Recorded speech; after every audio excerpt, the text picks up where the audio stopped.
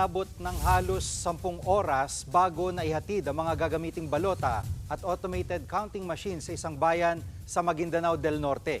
Hinarangan kasi ng ilang residente ang maghahatid na military truck sa polling precincts. Live mula sa Maguindanao del Norte, nasa frontline balitang yan si Gio Robles. Gio, bakit hinarang ng mga residente ang paghatid ng mga balota dyan? Alam mo, Jiggy, bago yan, nagmistulang war zone ang ilang lugar dito sa Bangsamoro Autonomous Region in Muslim Mindanao o BAR matapos ang magkahiwalay na tensyon na nauwi sa barilan, putukan, batuhan at yung maging pagkaantala ng butuhan. Napilitan na ngang magpaputok ng baril ang mga tauhan ng militar sa bayan ng Buada Piso, buntong sa Lanao del Sur sa kasagsagan ng butuhan kanina. Ang umano'y ugat ng gulo ang pagpigil ng mga taga-suporta ng nakaupong alkalde sa mga miyembro ng Bangsamoro Free Elections Movement o BFEM na magsisilbi raw sanang election watchdog sa init ng tensyon. Nagpang-abot ang magkabilang grupo hanggang pumagitna ang mga sundalo at pulis. Umalingaw-ngaw din, Jiggy, ang sunod-sunod na putok ng baril sa tapat ng munisipyo ng Dato Udin Sinsuat dito sa Maguindanao del Norte kanina. Ito'y matapos magkainitan ang grupo ng magkatanggali sa pagkaalkalde na si incumbent Mayor Dato Lester Sinsuat at kalaban niyang si Baba Abbas. Nagkabatuhan at nagkahabulan. Nagmistulay tuloy war zone ang lugar. Nagpadala ng dagdag na tauhan at sasakyan ng mga militar para pahupain ang tensyon. Madaling araw pa lang kanina binarikadahan ang supporters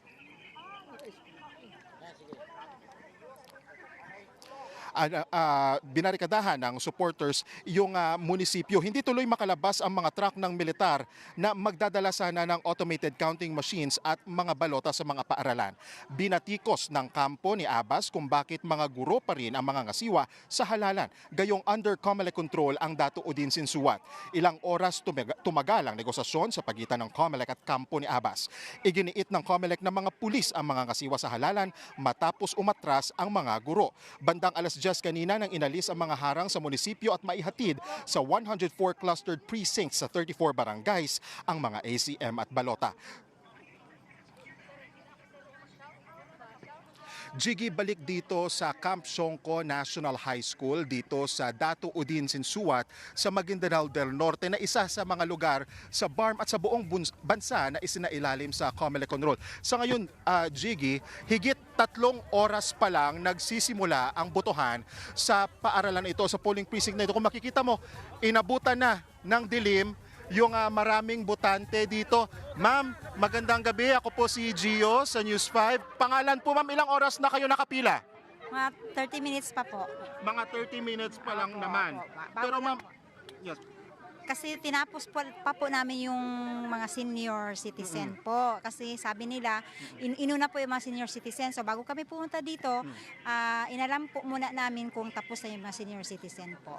Okay. Pero hanggang ngayon yata parang di pa rin po sila tapos. Okay, maraming salamat po. Ito, kamustahin naman natin yung ilan sa mga kapatid natin.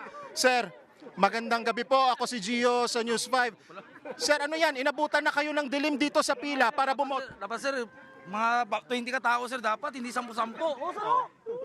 Okay na sa kanila sir kasi may electric fan sila, hindi sila nilalamok. Na kami dito. Pero dapat po, alas 5 ng umaga pa dapat magsisimula yung botohan, no? Pero dito kanina sa eskwelahan, alas 3 na ng hapon, nagbukas. Ano po sa inyo? Saan po kayo kumukuha ng lakas ngayon, sir, na magtiis?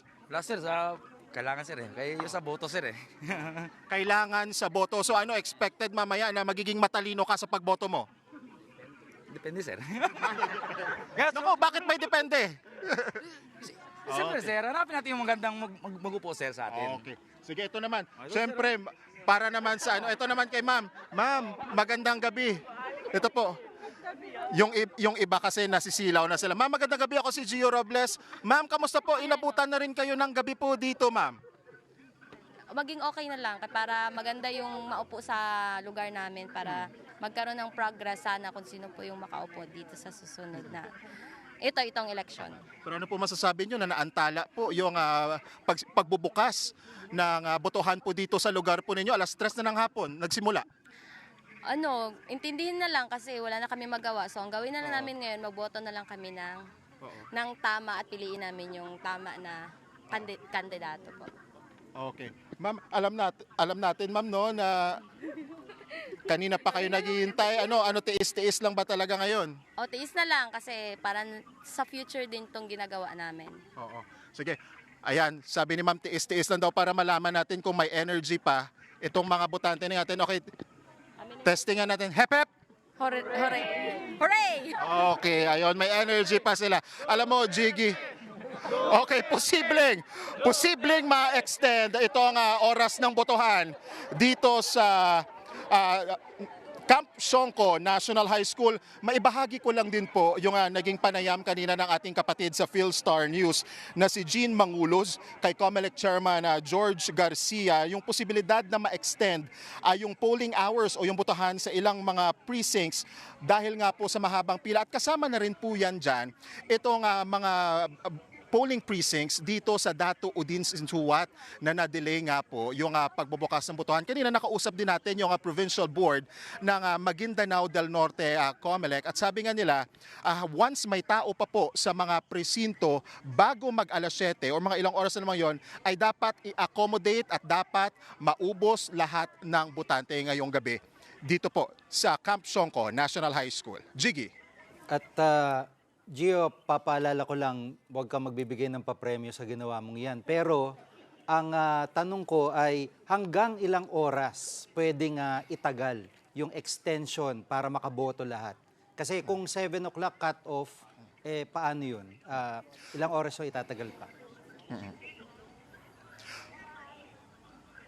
Walang binigay na saktong oras yung COMELEC doon sa extension na posibleng ibigay nila. Pero yung sabi kanina ng COMELEC Maguindanao del Norte Provincial Office na as long as may mga botante na pipila before the 7 p.m. cut-off ay uubusin, patatapusin hanggang makaboto lahat at walang matitira. Jiggy.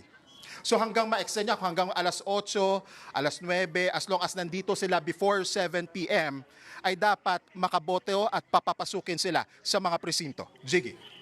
Maraming salamat, Gio Robles, live mula sa Maguindanao del Norte.